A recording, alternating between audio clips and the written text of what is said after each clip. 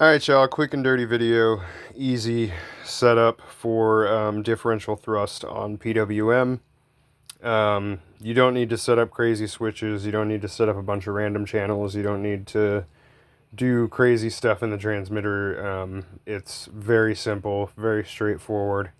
So we'll start here in inputs, and this is any OpenTX, and I believe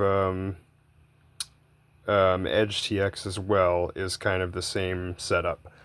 What you do, so our inputs, you see here, this is our inputs channel, and it's going to have a hard time focusing in on that screen, but this is our inputs, and we haven't done anything different. It's TAER is how this is set up in inputs.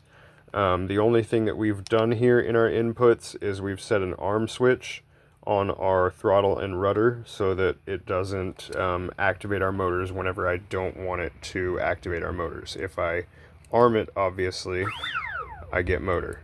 But turning that off just for protection purposes, keeping everything safe. Now,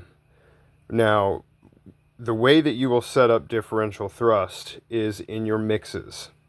So everything is set up basically like normal, except the way that we've got this set up is you saw that our channel mapping is TAER.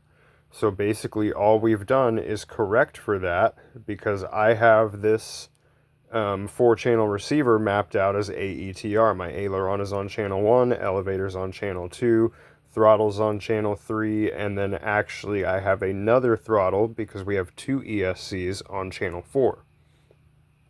And so what we've done here is we've set it up just that way. Channel 1 is aileron, channel 2 is elevator, channel 3 is throttle, channel 4 is also throttle. That tells it that we are controlling 2 motors. And then what you do is you insert rudder. And one of those rudders is going to have to be -100, so you're telling it to control the other motor. And what you need to do is you need to test the direction of that rudder, and if your rudder is reversed, or you're getting one rudder and not the other rudder, then what you need to do is say if it's reversed, you need to swap the 2 rudder positions, so one of them needs to say negative and the other one needs to say positive. If you're only getting input on one, that's probably because both of them say negative or both of them say positive. So that's how you're going to switch your direction of your rudder. That's how you're going to switch if your rudder is controlling both motors or not. And if you want to set the sensitivity of that rudder, then we just go back here into inputs. Just one second here.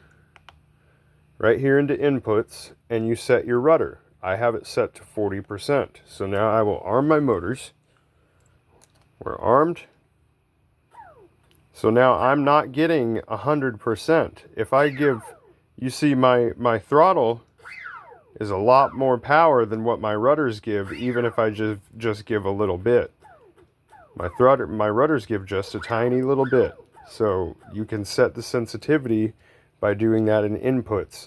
Same thing with your elevator, same thing with your aileron, and that works as well if you have mixed aileron and elevator.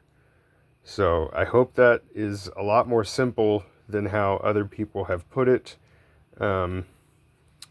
Go back here again, I'll show you. All you have to do is say you're using a 4-channel, set your your mixes exactly how they would be, how they're set up in the receiver.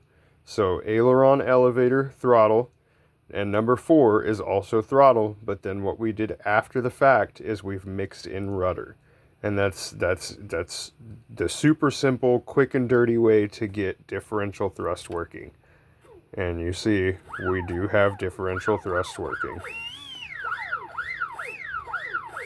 There we go. Hope that helps.